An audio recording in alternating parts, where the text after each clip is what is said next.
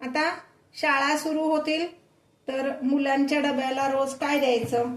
पोळी भाजी काही काही वेळेस मुलांना रोज नको असती, मग हा पराठा तुम्ही करून देऊ शकता। दोन्हीपैकी तुम्हाला जी पद्धत सोपी वाटेल त्या पद्धतीने केलं तरी चालेल। नमस्कार, आऊचा खाऊ या यूट्यूब चॅनलवर मी मेधा तुमच्या सगळ्यांचं मनापासून स्वागत करते। आपण मेथीचा पराठा करतो, पालक पराठा करतो, आलू पराठा करतो, पण मी आज तुम्हाला एक वेगळ्या पद्धतीचा पराठा दाखवणार आहे, मसाला लच्छा पराठा। चला तर रेसिपी बघूया। हे पहा, मसाला लच्छा पराठा करण्यासाठी मी इथे कणिक भिजवून घेतली। आपली रोजची पोळ्याची कणिक जशी भिजवतो ना तशीच थोडंसं तेल मीठ घालून कणिक भिजवायचे, म्हणून तो व्हिडिओ मी मुद्दाम घेतला नाही। आपण नेहमी पोळ्याची कणिक भिजवतोच, त्याच कणकेचा आपण हा पराठा करणार आहोत, मसाला लच्छा पराठा। त्यासाठी आता ही कणिक मी व्यवस्थित तिंबून घेतली, थोडासा मोठाच गोळा घेणार आहोत। आता ही बाकीची कणिक मी जरा बाजूला ठेवते। थोडंसं पीठ लावून घ्यायचंय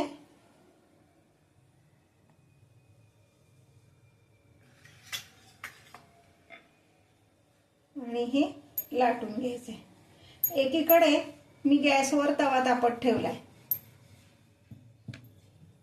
आता हे पहा, ही पोळी लाटून झाली आहे। आता ह्याच्यावर आपण वेगळे वेगळे मसाले घालणार आहोत। त्यापूर्वी थोडंसं तेल किंवा तूप काहीतरी लावून घ्यायचंय। मी तेल लावतेय,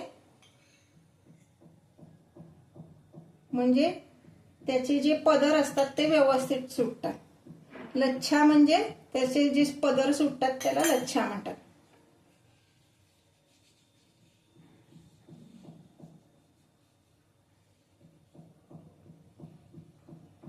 आता मी ह्याच्यावर घालते बारीक चिरलेली कोथिंबीर,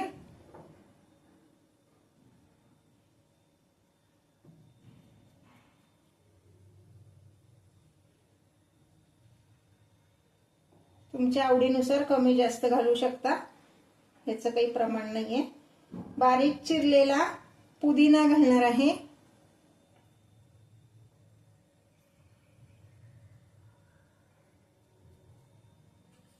किंचित ओवा घालायचा आहे। आता ह्यावर घालणार आहे चाट मसाला, तो पण आपल्या आवडीनुसार भुरभुरायचा आहे।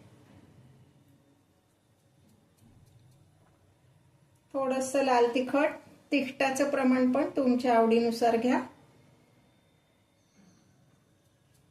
आणि किंचित मीठ।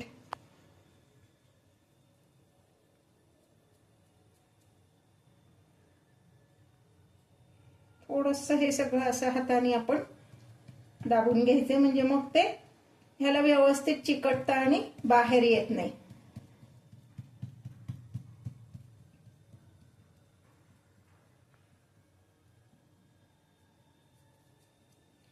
आता ह्याचे आपण फोल्ड घेणार आहोत। हे थोडेसे काही वेडे वाकडे झाले तरी काही हरकत नाहीये, किंवा त्याचा काय शेप बदलला तरी काही हरकत नाही। एकदा असा सुलटा घ्यायचा आणि मग परत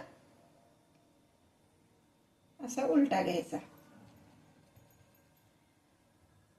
किंवा आपण आळूची वडी जशी गुंडाळतो तसं असं गुंडाळलं तरी चालणार आहे। आता हे असं याचा गोल करायचा।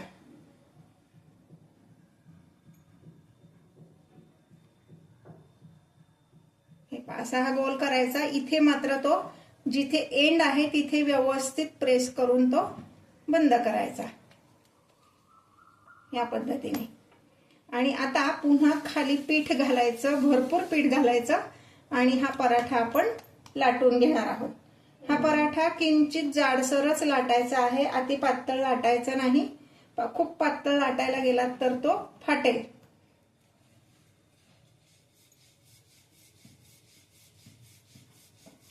एकीकडे मी तवा तापत ठेवलेलाच आहे। तवा व्यवस्थित तापला की मग आपण हे भाजून घेणार आहोत। हे पहा, असा किंचित जाडसरच ठेवायचा आहे।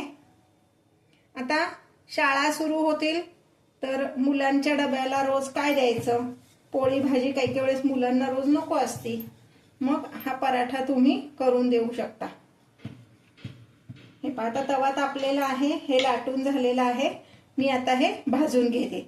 मगाशी तुम्हाला म्हटलं तसं फार पातळ लाटायचं नाहीये, हा जाडच ठेवायचा आहे। आता हा भाजत असताना गॅसची फ्लेम मोठीच ठेवायची, म्हणजे तो व्यवस्थित भाजला जातो।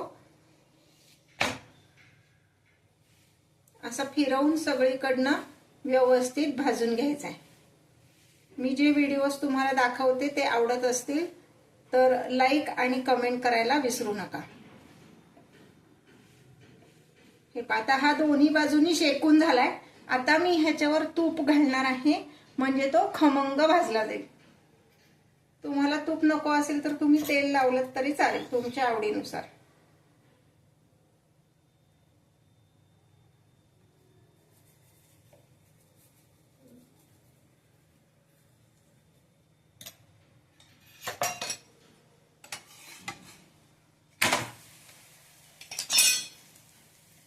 दुसऱ्या बाजूने पण इकडून आपण तूप लावून घ्यायचंय।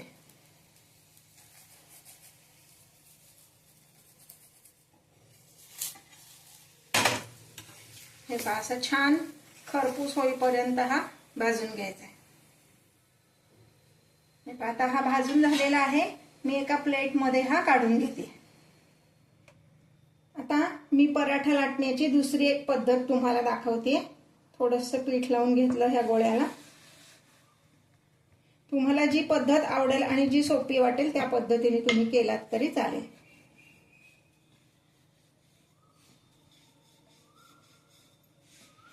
हे पहा, इथे फार मोठी नाही लाटून घ्यायची पोळी, जरा छोटीच घ्यायची आणि सुरीनी किंवा पिझ्झा कटरनी इथे हाफ असा कट द्यायचा आहे, फुल नाही, हाफ कट द्यायचा आहे।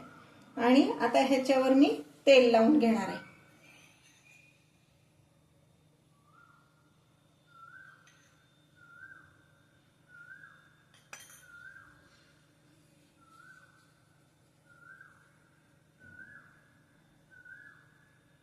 तेल लावून घेतलं।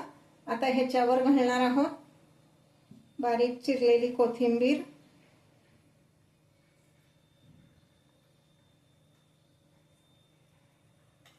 बारीक चिरलेला पुदिना,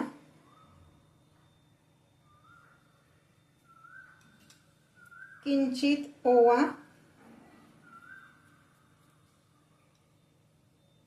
थोडासा चाट मसाला, तिखट तुमच्या आवडीनुसार तुम्ही कमी जास्त घालू शकता। मी हे रेग्युलर तिखट वापरलेलं आहे, तुम्हाला हवं तर तुम्ही बेडगी मिरचीचं वापरलं तरी चालेल, ते जरा कमी तिखट असतं। आणि किंचित मीठ। आपण कणिक भिजवताना मीठ घातलेलंच असतं, पण हा जो आतमध्ये मसाला घालतो त्याला टेस्ट येण्यासाठी आपण मीठ घालणार आहोत। हे असं छान असं दाबून घ्यायचंय हाताने। आणि आता हे जरा स्किलफुली आपल्याला करायचंय। हा जो कट आपण घेतलाय इथून आपल्याला वळवायचंय। हे पहा, अशा पद्धतीने हे आपण याचे फोल्ड करणार आहे। हे पहा, अशा पद्धतीने फोल्ड करणार आहे। हा कट जिथे आहे तिथे आपण हे वळवायचे।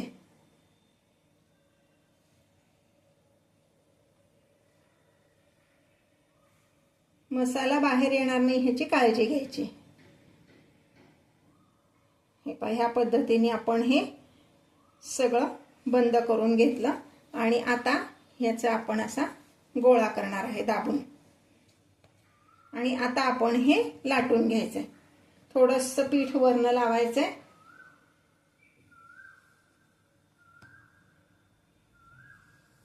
मगाशी सांगितलं तसंच हा पराठा जरा जाडसरच ठेवायचा आहे, फार पातळ करायचा नाहीये।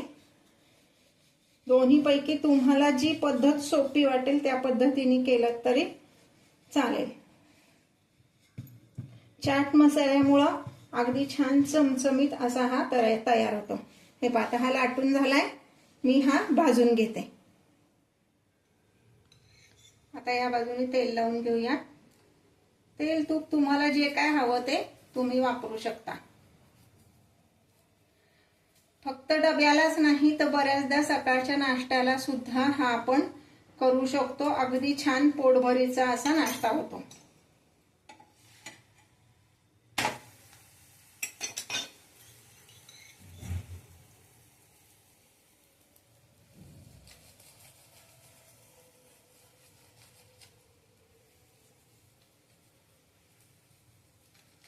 पराठ्याचा साईज पण तुमच्या आवडीनुसार तुम्ही लहान मोठा करू शकता.